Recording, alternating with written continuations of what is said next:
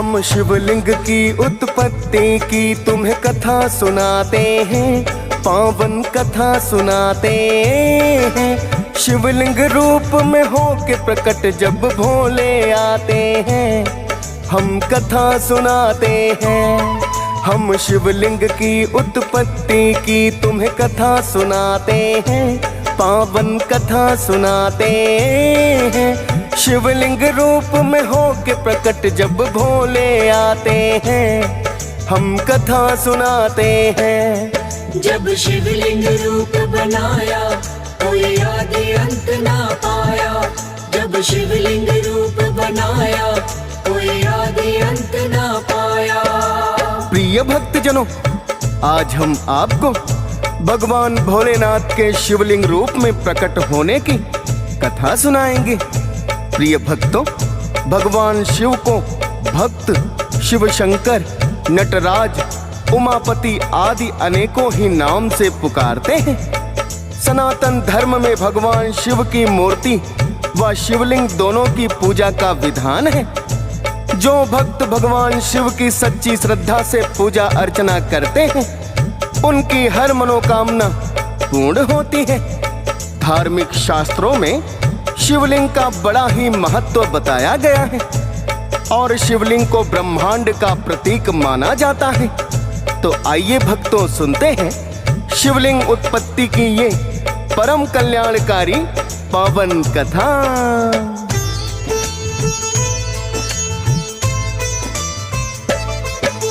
ब्रह्मा जी ने भक्तों इस सृष्टि की रचना की, पालन पोषण कर सृष्टि का भक्तों विष्णु जी। एक बार ये दोनों ही करने लगे वार्तालाप। ब्रह्मा बोले विष्णु जी से मुझे बताए आप, इस सृष्टि का विष्णु जी मैं ही निर्माता हूँ, इसीलिए तो महान आपसे माना जाता हूँ। क्या विष्णु जी आपको इसमें है संदेह कोई? सबसे श्रेष्ठ मैं तो ही हूँ ना मुझसा देव कोई। अपने आप को सर्वोत्तम ब्रह्मा जी बताते हैं, पावन कथा सुनाते हैं। शिवलिंग रूप में हो के प्रकट जब भोले आते हैं, हम कथा सुनाते हैं। जब शिवलिंग रूप बनाया कोई आदि अंत ना पाया।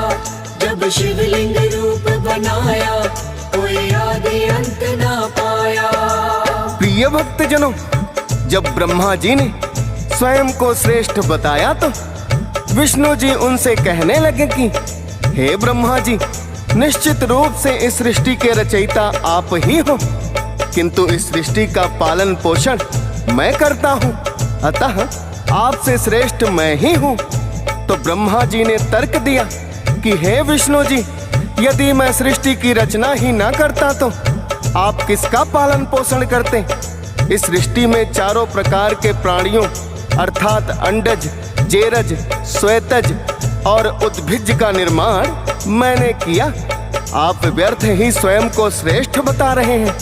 ब्रह्मा जी की ये बातें सुनकर विष्णु जी स्वयं की बड़ाई करने लगे।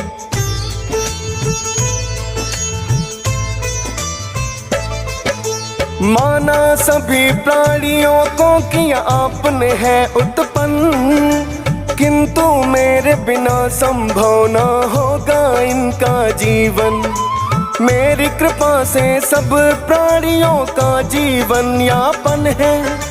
जब जैसा मैं चाहता हूँ इन्हें मिलता भोजन है।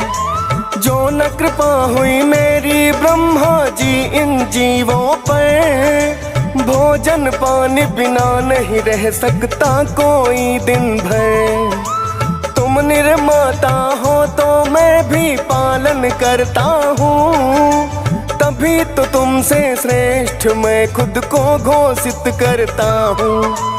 मैं तो देता हूँ जीवन, तब ही पाते हैं पावन कथा सुनाते हैं। शिवलिंग रूप में हो के प्रकट जब भोले आते हैं, हम कथा सुनाते हैं। जब शिवलिंग रूप बनाया कोई आदि अंत ना पाया। जब शिवलिंग रूप बनाया कोई आदि अंत ना पाया। प्रिय भक्तजनों, ना ही ब्रह्मा जी अपने को विष्णु जी से कम बता रहे और ना विष्णु जी स्वयं को ब्रह्मा जी से कम मानने को तैयार थे। धीरे धीरे ये वार्तालाप बहस में परिवर्तित हो गया और बहस से युद्ध में परिवर्तित होने की स्थिति आ पहुंची, किंतु दोनों में कोई मानने को तैयार नहीं हुआ।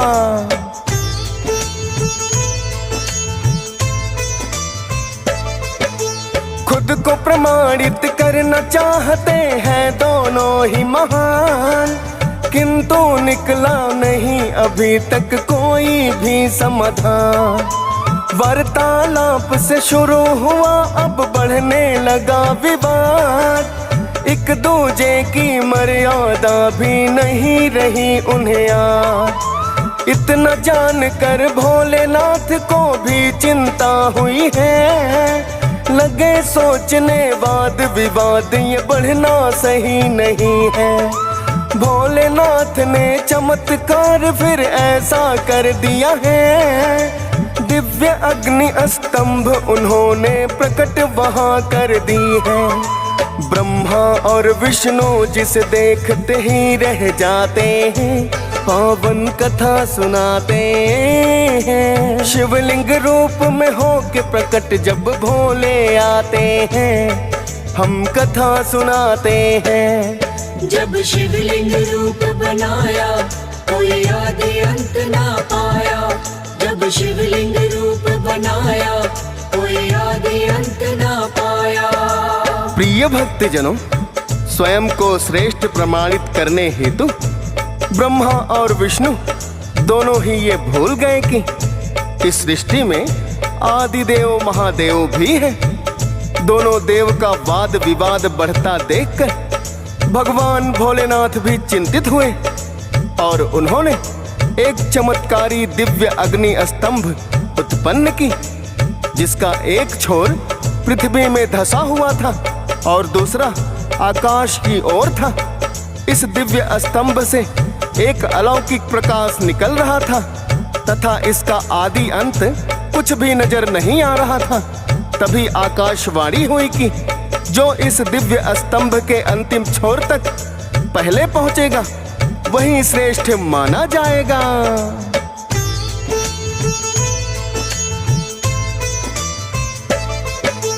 दिव्य स्तंभ ऐसा प्रकट कुछ भोले ने किया था, जिसका अंत ना आदि कुछ भी नजर आ रहा था। ब्रह्मा और विष्णु के सामने अब ये चुनौती है, देखे हार किसकी होगी और किसकी जीत होती है। दोनों को ही अंतिम छोर पे स्तंभ के जाना है। पहले जो पहुंचेगा श्रेष्ठ उसको बन जाना है। ब्रह्मा जी ने हंस रूप में ऊपर जाना चाहा, विष्णु जी ने धरती के नीचे का रुख अपनाया, जिसके लिए वो अपना वराह का रूप बनाते हैं, पावन कथा सुनाते हैं। शिवलिंग रूप में होके प्रकट जब भोले आते हैं, हम कथा सुनाते हैं। जब शिवलिंग रूप बनाया कोई आदि अंत ना पाया। जब शिवलिंग रूप बनाया कोई आदि अंत ना पाया। प्रिय भक्तजनों, क्योंकि भोलेनाथ ने कहा कि जो भी इस दिव्य स्तंभ का अंतिम छोर पहले ढूंढ लेगा सर्वश्रेष्ठ वही माना जाएगा, तो ये बात सुनकर ब्रह्मा जी ने दिव्य स्तंभ के ऊपर वाले छोर को ढूंढने का निश्चय किया, जिसके लिए उन्होंने हंस का रूप धारण कर लिया और विष्णु जी ने नीचे की ओर जाने के लिए वराह रूप धारण किया और दोनों दिव्य स्तंभ का अंतिम छोर ढूंढने के लिए प्रस्थान कर गए।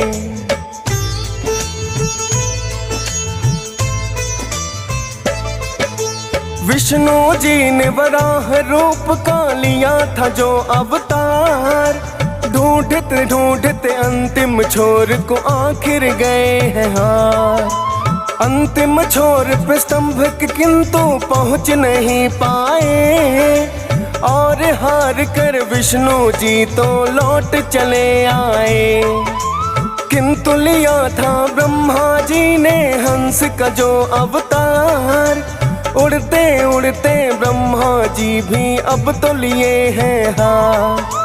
किंतु हार स्वीकार न अपनी वो करना चाहते हैं, एक केतकी पुष्प वो अपने साथ मिलाते हैं।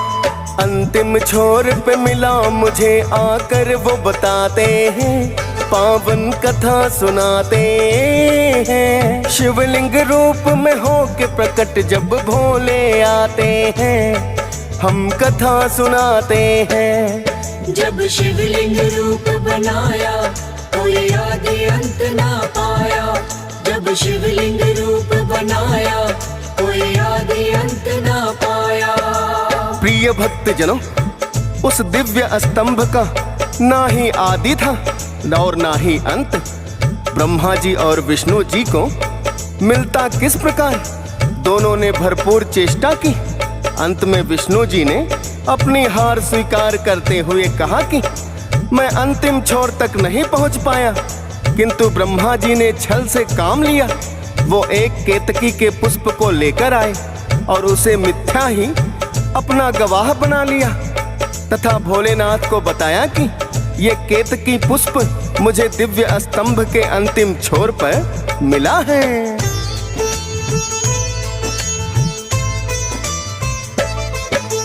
इतना सुनकर भोलेनाथ को क्रोध बड़ा ही आया, और कहा कि अंतहीन का कैसे अंत है पाया।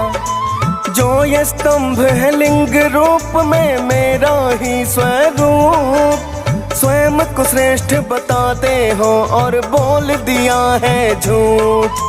यद्यपि विष्णु जी ने अपनी कर ली हार स्वीकार, लेकिन आपकी बातें हैं ब्रह्मा जी है निराधार। जिस प्रकार से आपने आज कछल का लिया सहारा, हम जैसे धरती पर पूजन होगा नहीं तुम्हारा। और केतकी पुष्प पे भी क्रोधित हो जाते हैं, पावन कथा सुनाते हैं। शिवलिंग रूप में होके प्रकट जब भोले आते हैं, हम कथा सुनाते हैं। जब शिवलिंग रूप बनाया कोई आदि अंत ना पाया, जब शिवलिंग रूप बनाया कोई आदि अंत ना पाया। प्रिय भक्त जनों, भोलेनाथ ने क्रोधित होकर ब्रह्मा जी से कहा कि हे ब्रह्मा जी, आपने स्वयं को श्रेष्ठ प्रमाणित करने के लिए छल को आधार बनाया है, और साथ ही इस केतकी पुष्प को भी अपने छल में भागीदार बना लिया। अतः आज के पश्चात केतकी पुष्प को किसी प्रकार की पूजा में उपयोग नहीं किया जाएगा, और हमारे जैसे आपकी पूजा भी नहीं होगी।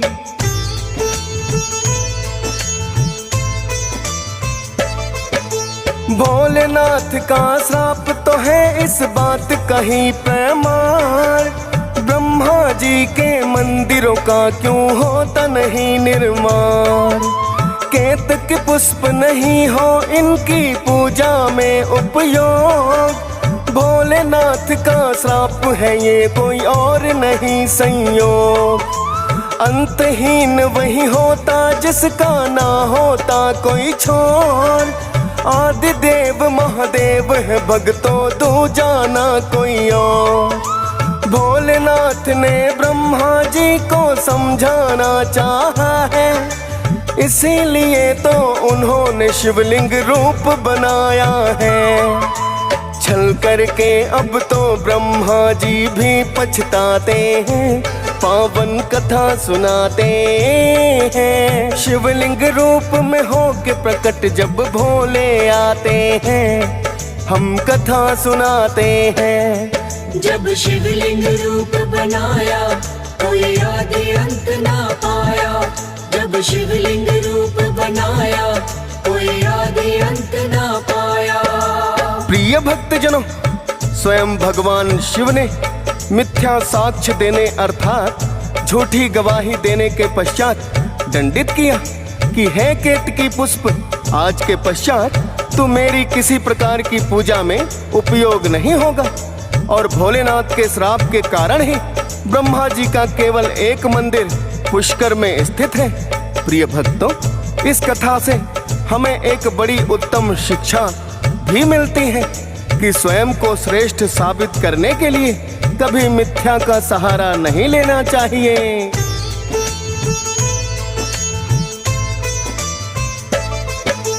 ब्रह्मा विष्णु और शिव जी ने फिर तो यही माना, अपना अपना कर्तव्य हमें निष्ठा से है निभाना। मिलजुल कर ही हमने इस सृष्टि को चलाना है, अपने अपने स्थान पे सबको महत्व पाना है। हंस राज तीनों देवों को शीश झुकाता है, प्रतिस्पर्धा में शामिल ना कभी होना चाहता है। जो मिलता वो तो सब कुछ है, ईश्वर का दिया है। DS पालन भी तो कथा में यही वर्णन किया है। फौजी सुरेश बिशमर शारदे लिखते जाते हैं, पावन कथा सुनाते हैं। शिवलिंग रूप में होके प्रकट जब भोले आते हैं, हम कथा सुनाते हैं। जब शिवलिंग रूप बनाया कोई आदि अंत ना पाया।